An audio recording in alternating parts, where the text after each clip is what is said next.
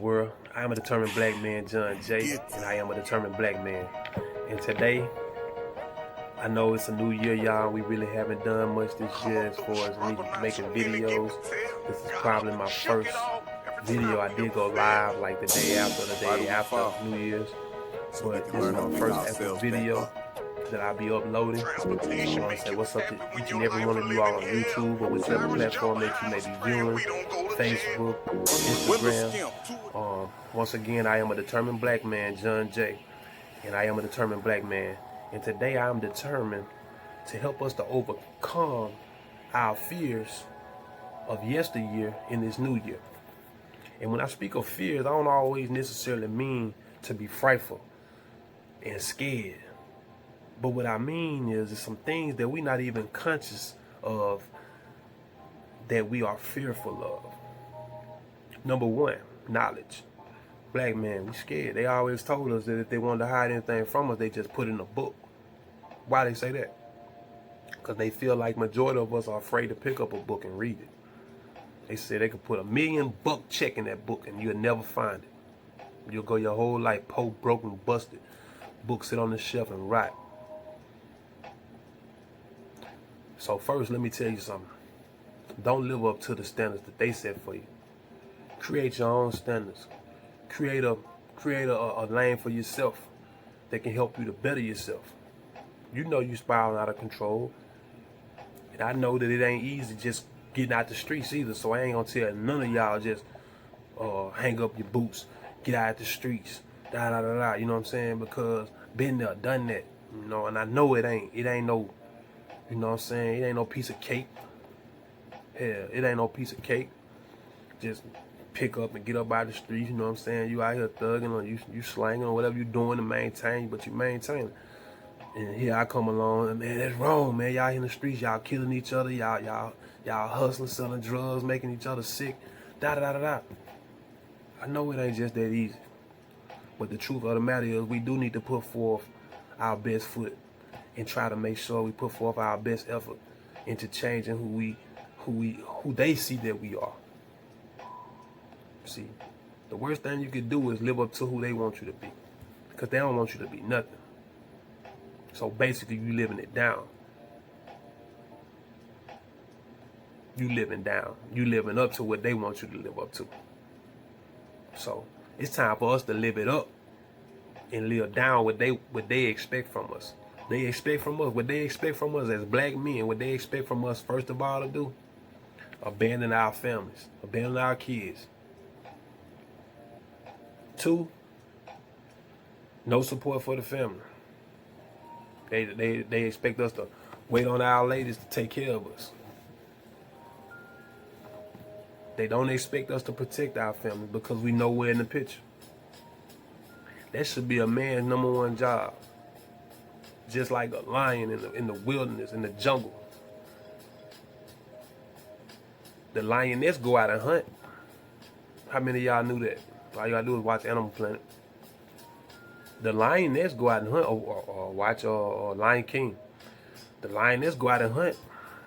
The lion stays back, you know, resting up high somewhere so that he can keep an eye over his pride. Pride being his family. That's what that's his pride. That's what his pride and joy is. His family. So he sits somewhere high so he can look low and watch everything as they go out and hunt in the fields and all. With the instinct of protection. Because something break wrong, something go south, he dashing down and he going to rescue. That's his duty. And that's the duty that we've been given as men. God has given us, the Most High has given us a position of authority. Now what has happened is many of us have abused our authority, and that's why there's the lack of respect for us in our community. There's the lack of respect from us in our households. Our women don't respect us. We got to do something to grasp the mind and understanding of our women and children again, so that they can respect and trust that we're going to be there to protect and uphold them in their time of need. It's time for us as black men to be more protective of our families more comprehensively. That means entirely. When I say protect your family, I don't mean, pull out your pistol at everybody that pop off at you. Or everybody that pull up too close to your bumper at the stop sign. When I say protect your family, I mean protect your family by the means that you need to educate your family. Give them the nuggets and the jewels that they need mentally to be able to go out here and face the challenges of life and not give up and not give in. Because sometimes it is okay. Throw your hands up. Don't give up. Just walk away, take a break, and come back. As a mechanic, which many of you all may not, some of you all may know, that I am a certified mechanic. I don't do mechanic work anymore. I haven't, besides for myself or my family, I haven't worked in a shop in over 10 years now. Almost 10. But that's something I went to school for. As a mechanic, I realized that I can't have diagnose a situation to fix the whole problem. I gotta diagnose the whole issue, and I gotta start with the root issue. See, one thing could lead to another. One PO code could trip another one. And I'll use a misfire for an example. You can have a faulty EGR, exhaust gas recirculator, exhaust gas regulator or recirculator. I can't remember which one it is, technical terms. Anyway, that's neither here nor there. The point still that's given is that EGR can be faulty and triple code that would lead you to believe that it may be your spark plugs or either your wire, your distributor, or an ignition issue. But it's a gas. It's the EGR valve that is faulted or clogged up. That's not allowing the fuel to be recirculated and burned off again before it goes through the catalytic converter. And so it's causing some kind of back pressure, which causes a backfire also. But I'm just showing you how things can relate to each other or look similar, but not necessarily possess the same qualities. All right? So, first of all, black men, we got to learn to protect our home. And like I said, when I use this text in protection, I do mean protect your home physically if it comes down to it. If that's necessary, that's what you're supposed to do. But when I say protect, it don't always just mean pulling out the pistol or the tech. It just means for you to be the forerunner, the one that goes out and see and make sure everything's cool first and before you send your family on the way. I got a habit of going in the house before I let my family get out the car and check the house, make sure ain't no intruders. Last thing you want to do is, scare an intruder. You run in your house, you run up in your house, and if somebody that's broken into your house and they still in there, they will kill you. One thing I do know, if a person is willing to go into another person's home and not knowing when that person will return, or if that person may be still in that home and just because their car left, or it may be another person in that home and just because the car's not home doesn't mean there's no one there, but they don't have any fear. And if you have a person that's willing to take that risk and go into someone's home just to get something that they want, or they think that may be in there, not even necessarily knowing that it's going to be there, that break-in is even worth the trouble. They not knowing. Just the sheer fact that a person can do that not knowing, I know that they'll kill you. Because I was always taught if a person is steal, they'll kill you. Every killer ain't a stealer, but every stealer is a killer to me. Because you gotta be willing to die when you stealing from someone. Because people will kill you about their stuff, and I don't think nobody just willing to die peacefully, especially if you was going out here breaking in people's stuff. I mean, you had a I don't give a, F attitude. And so with that attitude gonna come along with, if they run up on me while I'm in the process of trying to get what I want and I got this thing on me, I'm gonna let them have it. It's not right, but that's how it is. Alright, so, but as a protector, that's my duty to go and try to dissolve or whatever I gotta do to make sure that my family doesn't walk into that mess. You know what I'm saying? That's my job. Even if I died, at the hands of the intruder myself, going in to check it out, I still spare my family. That's honorable. You know what I'm saying? It's just like going to war. Like people like, well, why would you do that? And you got a chance of dying or whatever. Blah blah blah. Somebody gotta do it. Somebody gotta go over there and fight this war. Well, I'm not going over there and fight no war. I got a war over here to fight. And it started right inside my household. It started right there with my family. I'm fighting for my family. I'm fighting for my sanity. I'm fighting to keep a sane mind. And to protect my family from the evils of this world, the wickedness of this world, and the foolishness of this world. It's my duty to protect my family. It's our duty as men and black men. We have been downplayed, and we have been cast out of the home front for quite a while now, till it's like that's what's expected. You see very few young men these days trying to maintain relationships. So most of these guys just ain't got the patience anymore. It ain't like it used to be. A lot of young ladies, and I'm gonna get all the way on y'all in a minute, but right now I'm basically talking to the men, but a lot of y'all young ladies ain't qualified to be satisfied to begin with, because you're not carrying yourself like a young lady. You're carrying yourself like an object of desire. Y'all walk around half naked. Y'all do too much for attention. Yeah, I done did some faulty things myself. I'll be the first to admit.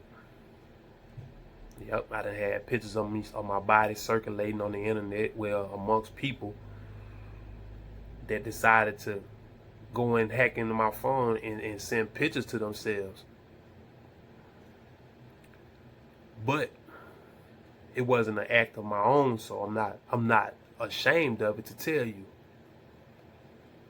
You got to be careful what you allow people, how close you allow people to get to you, because some people ain't trying to get close to you just to get close to you. Sometimes they're trying to get close to the person that you close to, and they want to figure out a way to demise you. They want to figure out a way to tear down your character. So, with that being said, black men, protect the family. Protect the family. Protect the family. I say that with utmost respect and a humble spirit. But when I say protect the family, it's just like this. You got a wife or a girlfriend, you got kids by her. Y'all trying to raise y'all kids. Y'all trying to maintain your family. Well, people have a natural notion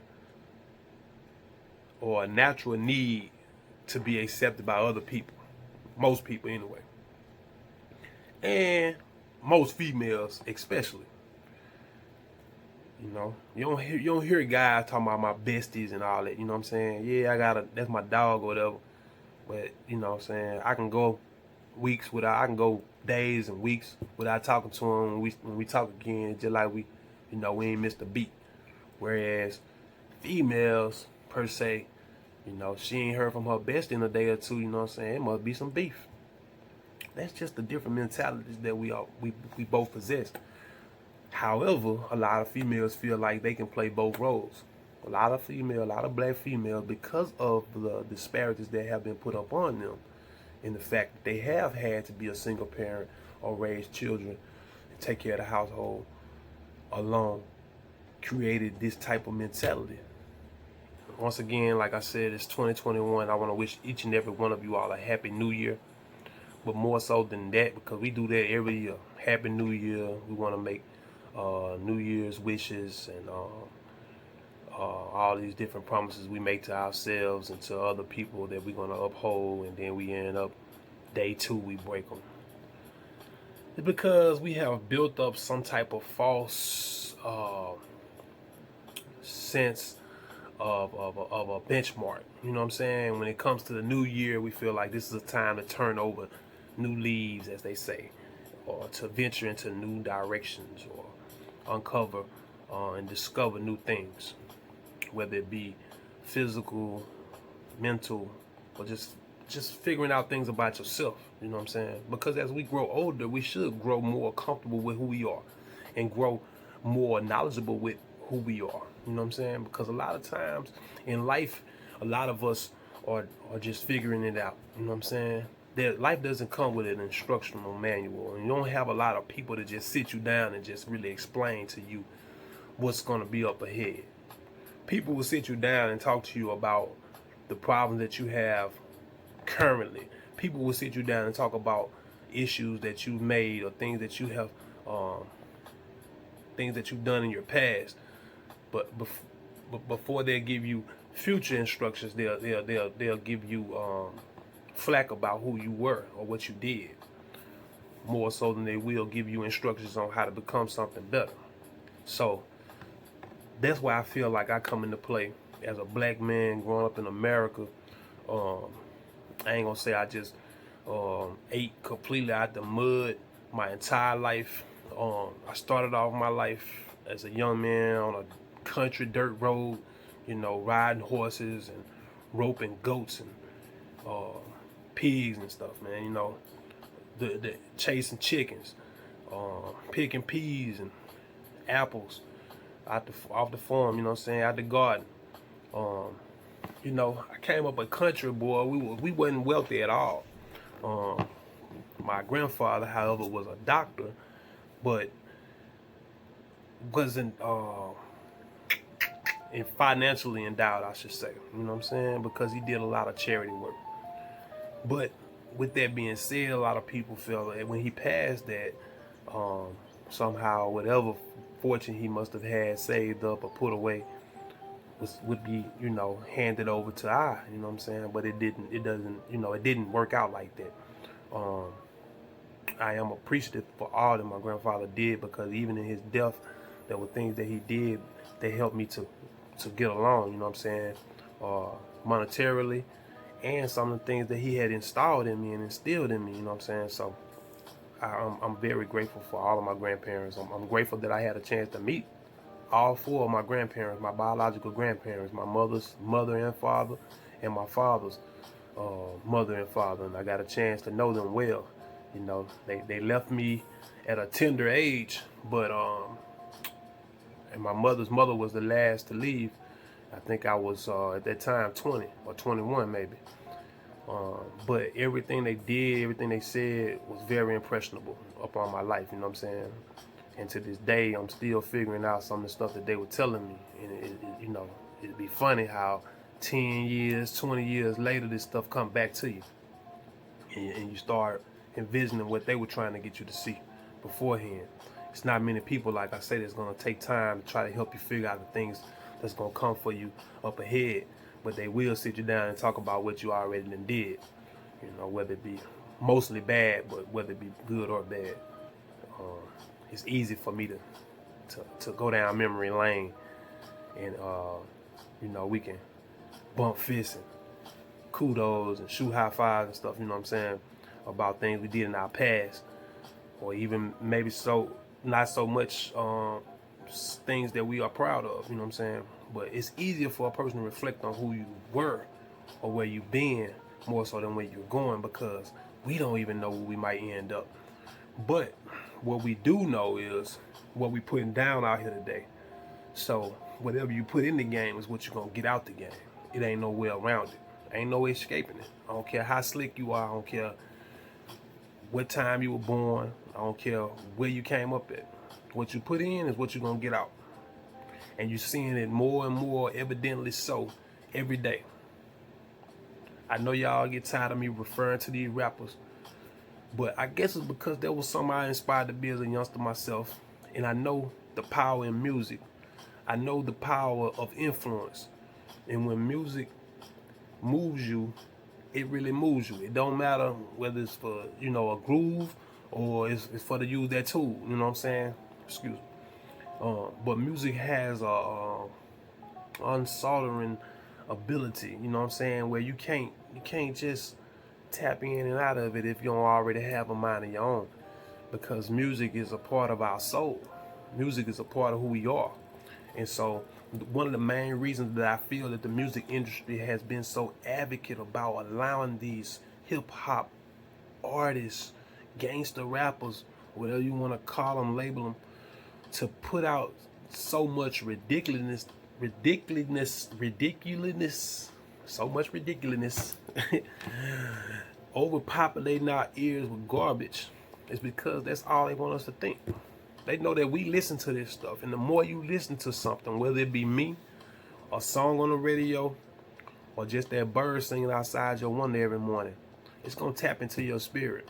Either that bird gonna get on your nerves, or it's gonna draw you closer to a place of comfort or peace, because you're gonna realize that bird ain't sin itself. You know what I'm saying? It's somebody that's looking out for you, that's looking out for that bird as well.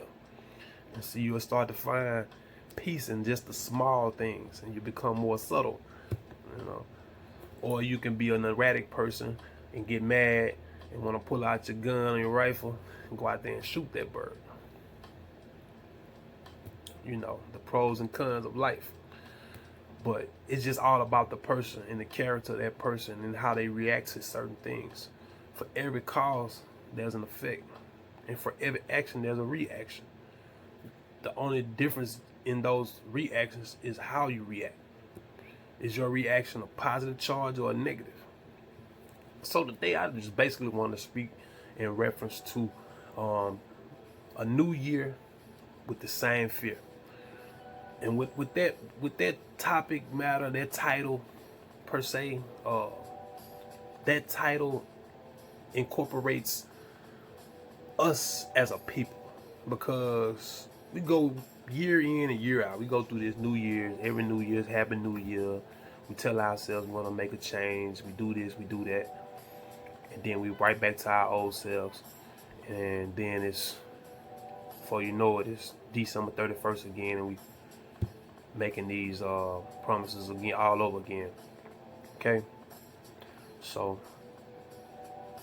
in my own opinion, I like to look at those things that we make these New Year's resolutions. I like to look at these things as things that are fear. You know what I'm saying? Even though a lot of us won't fess up to being fearful of anything, because I ain't necessarily saying you're scared in a scared sense like you're shaking, you know what I'm saying, in your boots. But fear comes in many different forms. And fear could be a great thing as well as a bad thing. You know what I'm saying? Matter of fact, you could do some of the most awesome stuff, things that you wouldn't even believe that you could do yourself when you're fearful of something. But that's another subject matter. Today's subject of fear is what I'm speaking in reference to. In the text that I'm speaking in reference to things that we are lacking in our community, and things that we are afraid to expound upon. You know what I'm saying? The rappers, they ain't gonna talk about how, they ain't gonna talk about how they hear guys screaming in the showers and stuff, in prison, when guys, getting sodomized and raped. They're not gonna talk about hearing guys crying out at night, wishing they can go home, or hearing the sound of scraping metal on concrete. Guys filing and sharpening down their tools. They're not gonna talk about the bloodshed and the mop calls when they calling in for someone to come in and mop up somebody's blood that's been spilled due to an altercation, and somebody that's stuck a piece of fence wire all the way through them. They're not gonna tell you about all of that stuff, and how you claiming a particular set, and your own brothers gonna gun for you more than the opposition. You know what I'm saying? Sitting back waiting on you to slip so they can crack you. They're not gonna tell you all that stuff, man. They're not gonna tell you the cons of it, and the fact that leaving your family behind. You know, if you're a man or you're a young man out here and you just starting your family, you just starting your life, or you done had a young child out here and you knock off 5 or 10 years of your life in prison. You know, you done missed out on majority of that child's fundamental years, and so, you know, not only did you hurt yourself from being able to learn how to become a parent, you know, a parent, because it's your first time as a parent. Not only did you hurt yourself and knock yourself out of the opportunity to become to learning parenthood, you also knocked that child, because now that child has to wonder and figure out a lot of stuff that they could have had you to show them. And it's not that you can't necessarily speak with them and tell them, but, you know, showing is believing. And that's just life. And the more we live, the more we know that, especially this younger generation, they don't believe nothing you just tell them. You know what I'm saying?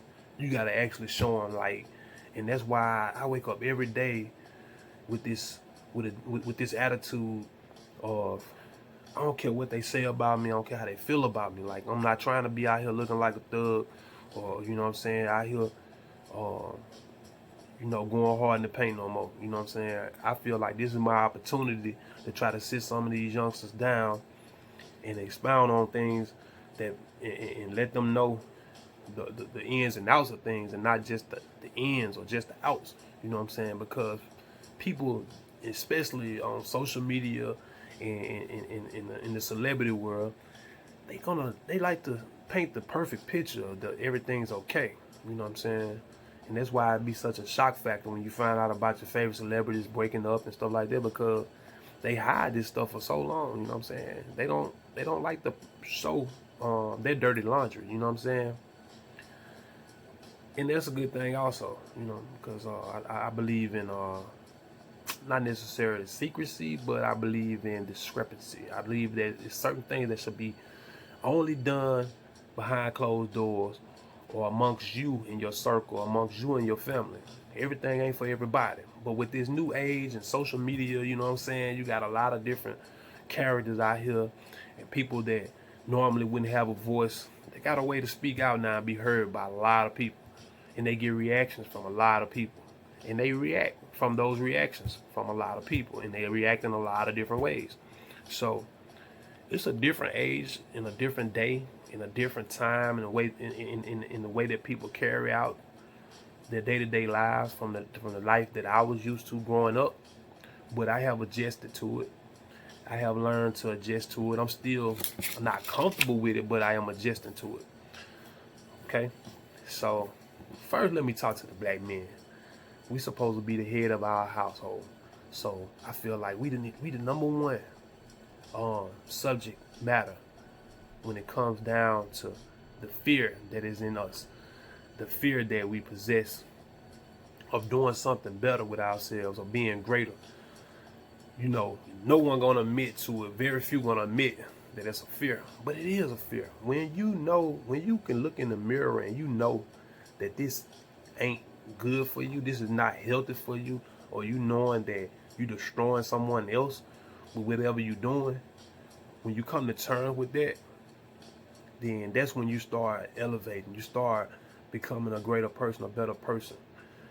But in most cases, a person would never be aware of exactly how detrimental they are to their community, or how much they're hurting people, or even hurting themselves, or putting themselves in a worse predicament than they already were, just because you feel like you had to do what you had to do to feed your family by robbing this family. You know what I'm saying?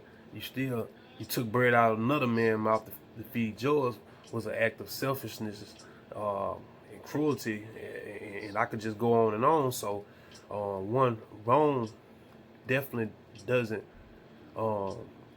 say to me that you deserve to go to hell, but you know, you gotta treat people the way you want to be treated. You know what I'm saying? That's just the truth of the matter. You know what I'm saying? Like, a lot of time people think that they can manipulate life somehow, some way. You know what I'm saying? Like, I realize, I come to terms with the faults that I made, and that a lot of the stuff that I go through is due to the things that I did, whether they were yesterday, yesteryear, 10 years, 15 years ago.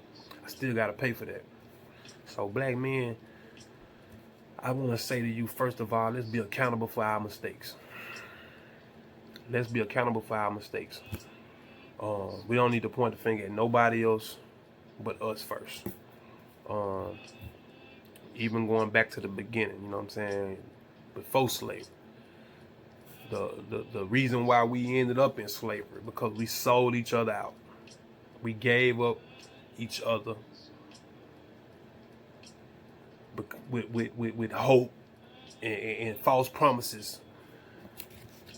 Crazy how a certain group can come in, steal everything from a certain group, and then promise it to another group if they can deliver on a promise that they've asked them to. You know what I'm saying? And that this would be the compensation. So you stole from one, but you're gonna use that what you stole to pay another, and the other actually trusts you to do so. And so I feel like that was the beginning of our demise right there, when we allowed ourselves to succumb to the manipulation of another culture, another race of people. You know, in doing so, falling for the okie doke, not only did we create havoc for our people, you know, because millions of slaves died in transition, in transportation. You know what I'm saying? When they was going from Africa and between them islands, a lot of slaves, a lot of captured men and women died in the process of transitioning from. You know, you gotta think about it. They ain't have the water supplies, and they wasn't giving them people proper and adequate food and clothing and shelter. And you gotta think about all the different weather systems that they passed through, traveling over 5,000 miles by ship. You know, way back then, 15 and 1600s.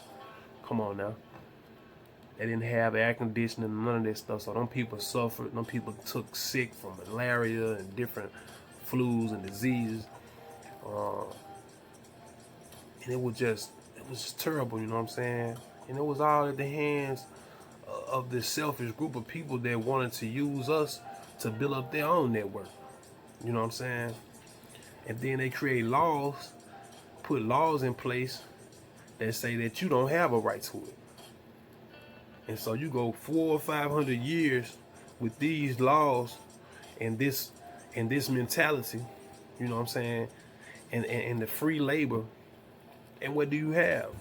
You have an entire race of people that have been set up, basically, you know, and it is all off the backs of blacks, you know what I'm saying. And so in retrospect, you know what I'm saying, hindsight, you know, I put it like this, in hindsight, you know, going forward, but looking back, like, it's all messed up because we have had no form of restitution, you know what I'm saying. They gave us a little black form of money, but half of that money ain't even been distributed, and the ones that did get it, half of them didn't deserve it, didn't actually, you know, they really didn't qualify for it.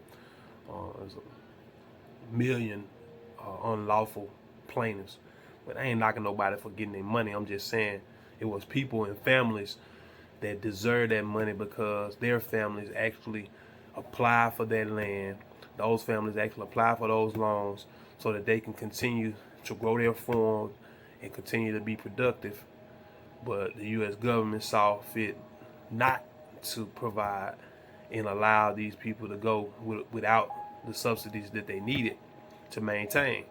But I feel like that was all done once again with pre-motive, you know what I'm saying? These people had already determined that if this was the case, then we would never own any land.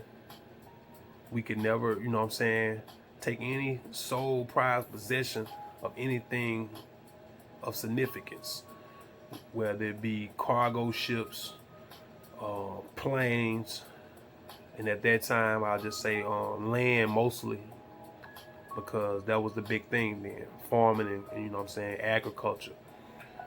And so and as you see now, it's starting to lean back towards that as we trying to get out of this biofuels, and we're trying to move over to, we're trying to get away from the fossil fuels and move over to biofuels and be more what is it, environmentally safe, going green. We're gonna see more and more of that.